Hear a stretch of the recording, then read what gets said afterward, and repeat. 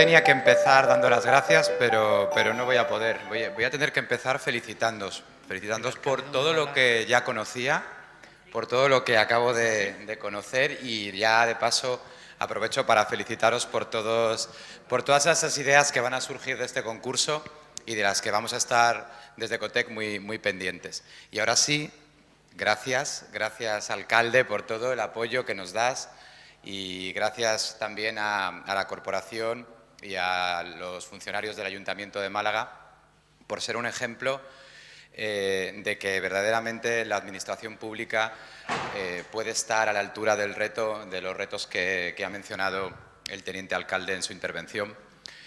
Os necesitamos, más que nunca necesitamos una función pública que sea capaz de llevarnos hacia el futuro, de imaginar el futuro y tender puentes hacia el presente, porque verdaderamente los tiempos que vienen son tiempos vertiginosos, y los que creemos en el sector público estamos convencidos de que una de las claves, seguramente la principal clave para el éxito de las administraciones públicas, es el talento que ya existe y que ya está dentro de ellas, ¿no?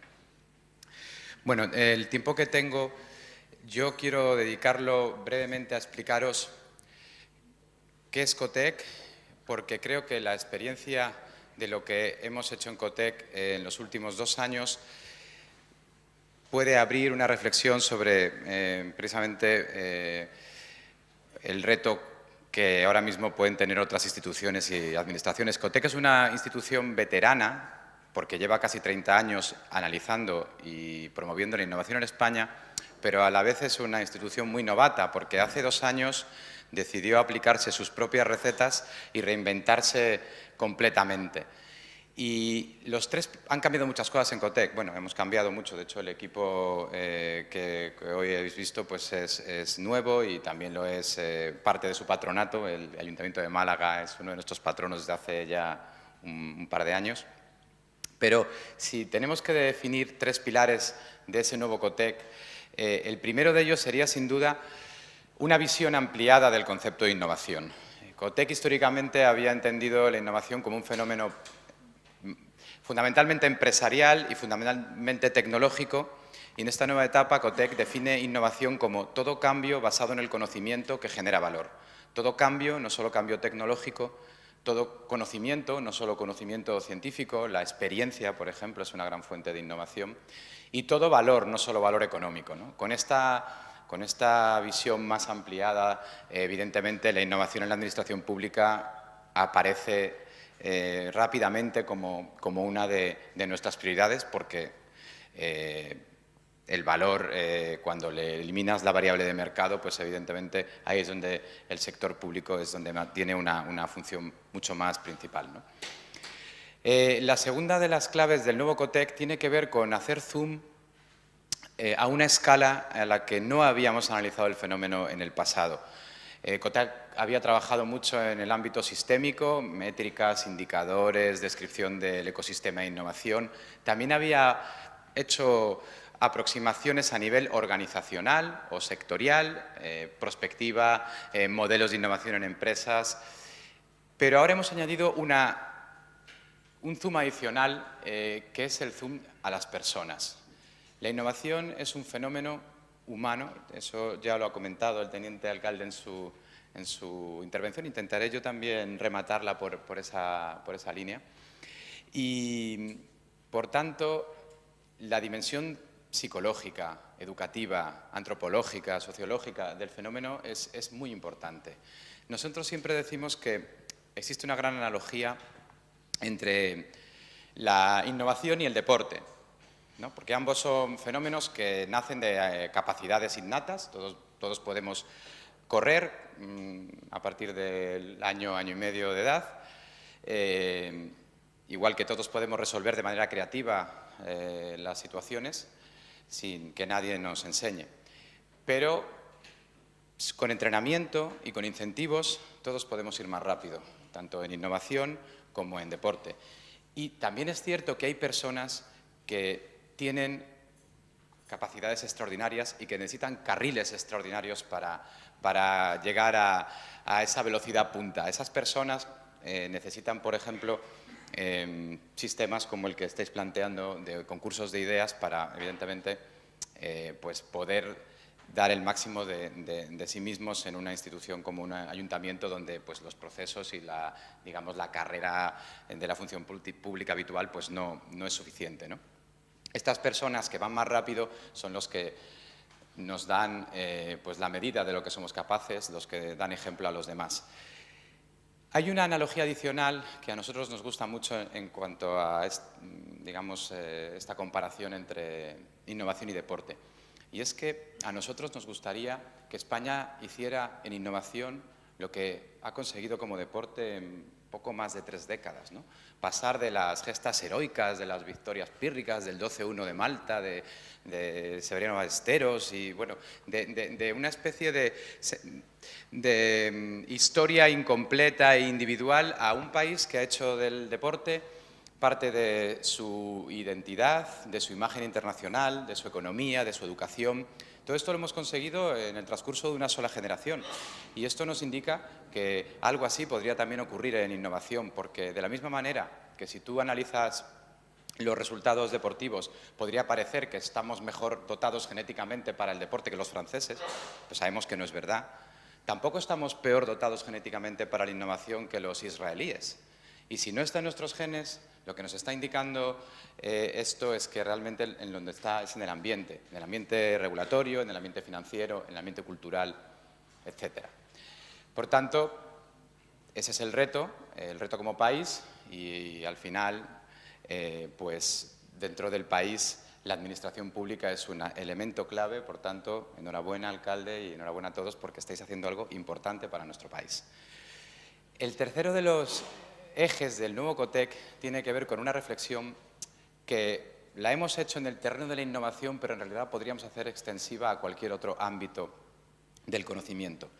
Y es la sensación de que seguramente la generación de nuevo conocimiento no es el cuello de botella principal de la mayor parte de los problemas a los que nos enfrentamos. La sensación es que vivimos en un mundo que está, de hecho, sobreinformado y seguramente infraemocionado en muchos sentidos. O sea, en algún sitio está escrito lo que tenemos que hacer. Lo que pasa es que no nos da tiempo a leérnoslo o no se lo leen las personas que se lo tienen que leer o cuando se lo leen no son capaces de tomar las decisiones adecuadas para implementar los cambios, ¿no? Por tanto, no sé, si hubiera una moratoria mundial de informes no pasaría nada. De hecho, por ejemplo, hay muchos informes que demuestran que el ser humano tiene influencia en el cambio climático y tenemos al señor Trump que se carga toda la política ambiental de Estados Unidos sin importarle un bledo realmente estas evidencias, ¿no? Entonces, en esta nueva etapa COTEC, más que generar nuevo conocimiento, estamos obsesionados en colocar el conocimiento en los lugares adecuados. Y esos lugares son de hecho la mesa del alcalde o la portada de un periódico o la conversación de nuestros hijos adolescentes en el instituto o la estrategia de una pequeña empresa. Y en realidad para los grandes cambios a los que nos enfrentamos necesitamos todas esas cosas a la vez y eso exige diferentes canales, diferentes formatos y una manera de trabajar pues que desde luego no puede conformarse con hacer informes. Y en esto es en lo que también estamos en COTEC, en colocar ese conocimiento, en señalar a aquellos que lo están haciendo bien y tened por seguro que lo que va a pasar aquí estos meses en Málaga va a ser conocido por otros ayuntamientos y vamos a tratar de generar ese efecto sistémico que es el que perseguimos. No tengo mucho tiempo más, quiero escuchar al alcalde y simplemente querría despedirme pues, retomando un poco una reflexión que ha hecho el teniente alcalde al inicio, ¿no? En referencia a que la innovación es algo humano, que nos distingue seguramente todavía de las máquinas, incluso de las que podrán venir al menos en los próximos 10-20 años. Si hacemos esta reflexión un poco más amplia, nos encontramos con una de las grandes preguntas a las que el ser humano ha tratado de responder desde el principio de la historia, ¿no? ¿Qué nos hace humanos? ¿Qué nos diferencia no solo de las máquinas, sino del resto de los animales, el resto de los seres vivos? Y esta es una pregunta que a lo largo de la historia ha tenido, bueno, al menos Seguramente la primera vez, bueno, que el primer registro de que alguien se haya hecho esa pregunta es al menos de la época de Platón, ¿no? Platón hizo una definición del ser humano. Platón definía el ser humano como un bípedo implume, el único bípedo implume.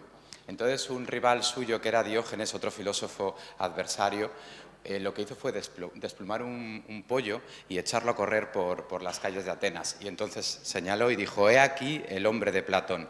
Entonces, lo que hicieron los platónicos fue añadir una coletilla a la definición de ser humano y entonces, a partir de aquel momento, el ser humano se definía como el único bípedo implume de uñas planas.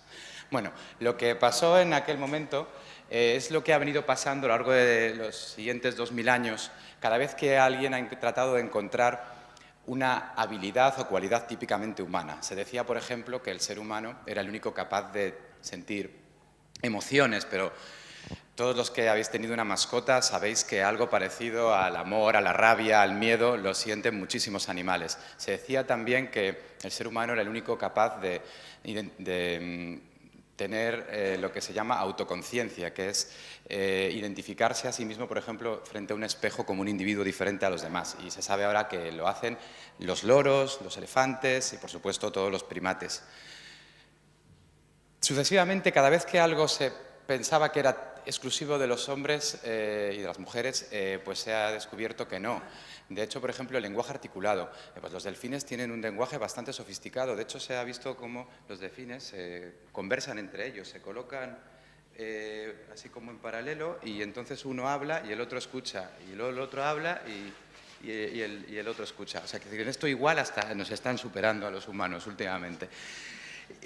Bueno, el uso de herramientas, evidentemente, es una de las cosas que se suponía que también solo hacía el ser humano.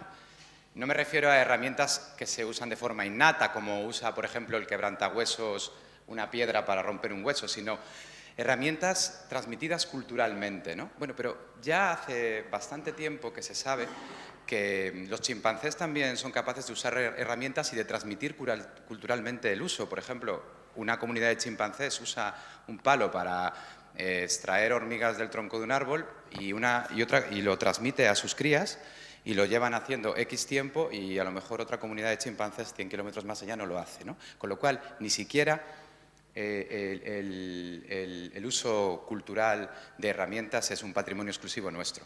Pero hace un par de años leí un artículo que me dio una pista adicional de esa singularidad de la que estamos hablando. Y tiene que ver precisamente con el estudio de cómo unos primates, los capuchinos, los monos capuchinos, han usado herramientas a lo largo del tiempo. Hay una nueva ciencia que yo no conocía que se llama paleoprimatología, que lo que hace es utilizar las técnicas de la paleontología y de la arqueología para analizar cómo, pues, las comunidades de los primates, pues, no solamente actúan en un momento del tiempo, sino que han actuado en el pasado, porque algunas de ellas llevan 700.000 años viviendo en el mismo sitio. Bueno, pues este artículo que os mencionaba estudiaba el uso de herramientas, de piedras para partir pistachos en una comunidad de capuchinos a lo largo de 100 generaciones, aproximadamente 700 años. Y yo me lo leí buscando el dato y lo encontré. En 700 años las piedras no habían cambiado en absoluto. Un chimpancé hace 700 años cogió una piedra, partió un pistacho, otro chimpancé lo vio, perdón, otro capuchino lo vio y lo imitó, vio que era una buena idea y siguió haciéndolo durante 700 años. Y pueden seguir 7.000 o 700.000. No son capaces de extraer conclusiones basadas en el conocimiento y aportar valor y desarrollar una cadena que va creciendo sin fin. En algún momento de la evolución, seguramente en el último millón de años y en particular en los últimos 50.000 años, el ser humano cambió radicalmente la manera de fabricar herramientas y sobre todo la manera de planificar la fabricación de herramientas, y hemos pasado de las hachas de sílex a las sondas espaciales en lo que es en realidad un tiempo muy, muy pequeñito de la evolución. Esto de momento nos hace humanos, es una singularidad, no sé por cuánto tiempo, porque parece que la inteligencia artificial, hay quien dice que dentro de 20 o 30 años será capaz también de innovar, pero aprovechemos esta generación, por lo menos, para seguir siendo muy humanos. Gracias.